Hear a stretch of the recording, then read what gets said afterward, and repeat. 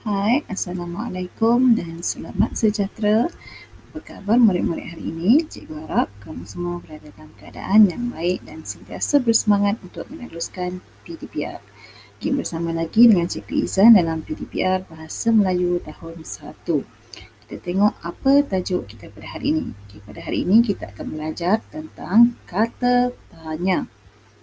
Manakala objektif pembelajaran kita ialah yang pertama, di akhir pembelajaran, murid-murid dapat mengetahui tentang jenis-jenis kata tanya. Yang kedua, dapat memahami tentang penggunaan kata tanya. Dan yang ketiga, dapat membina ayat menggunakan kata tanya. Okey, kita tengok apa dia kata tanya.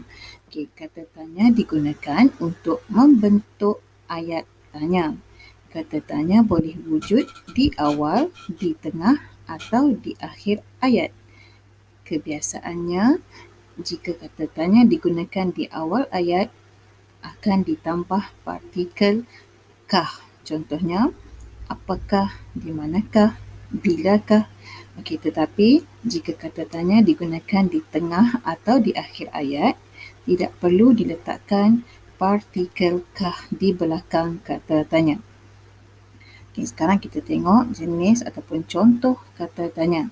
Sebenarnya terdapat banyak kata tanya, tetapi untuk pembelajaran kamu pada hari ini, cikgu akan terangkan tentang 4 contoh kata tanya. Mungkin yang lain-lain akan kita belajar pada pembelajaran yang akan datang. Yang pertama ialah apa. Yang kedua, mana. Yang ketiga, siapa. Dan yang keempat, bila. Kita tengok penggunaan kata tanya tersebut. Untuk kata tanya apa, ia digunakan untuk bertanyakan tentang benda atau binatang. Manakala bagi kata tanya mana digunakan untuk bertanya tentang tempat. Bagi kata tanya siapa, ia digunakan untuk bertanya tentang manusia, dan bila digunakan untuk bertanya tentang masa. Untuk pembelajaran kita pada hari ini, murid-murid diminta untuk merujuk buku teks halaman 74.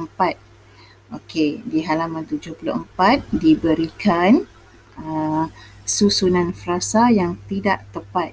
Di mana kamu dikehendaki membina ayat tanya menggunakan frasa yang telah diberikan, tetapi frasa tersebut disusun secara tidak tepat. Jadi kamu perlu susun dan jadikan ayat yang tepat. Kita tengok yang pertama.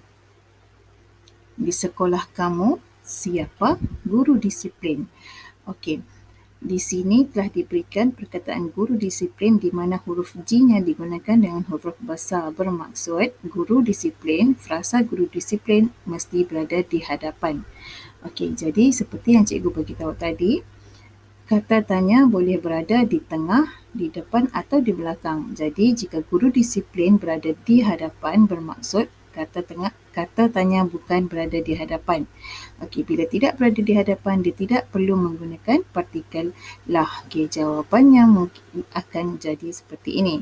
Guru disiplin di sekolah kamu siapa? Masih lagi ayat tanya walaupun tidak menggunakan perkataan siapakah. Jadi kata tanya siapa berada di belakang ayat. Yang kedua, di manakah beratur murid-murid.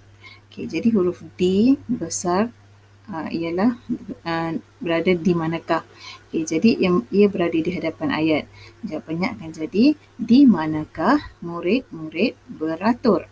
Itu adalah ayat tanya. Seterusnya, tempat ini nama apa? Tetapi perkataan nama digunakan huruf N-nya ialah huruf besar. Jadi perkataan nama mesti diletakkan di hadapan.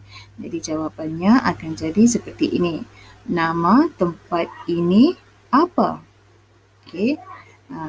Tidak menggunakan partikel lah kerana kata tanya tersebut berada di belakang ayat. Dan yang terakhir, Sarjan Ramli bilakah bertugas? Bilakah Sarjan Ramli bertugas? Jadi ada partikel kah kerana Kata tanya tersebut berada di hadapan ayat. Okey, jadi cikgu harap kamu faham dengan penerangan ini. Dan untuk tugasan pada hari ini, kamu mesti menulis ayat tanya di halaman 74 buku teks tadi ke dalam buku tulis. Okey, kamu tulis ayat yang telah disusun dengan betul sahaja. Tidak perlu salin balik, tidak perlu salin semula frasa-frasa yang diberikan secara tidak tepat tadi. Okey, jadi salin ayat yang telah disusun dengan betul, kemudian hantarkan gambar tugasan kamu seperti biasa ke channel Telegram yang cikgu sediakan, tugasan PM1C. Okey, itu saja untuk hari ini. Terima kasih kerana menonton. Semoga kita berjumpa lagi dan jangan lupa untuk jaga diri. Bye dan Assalamualaikum.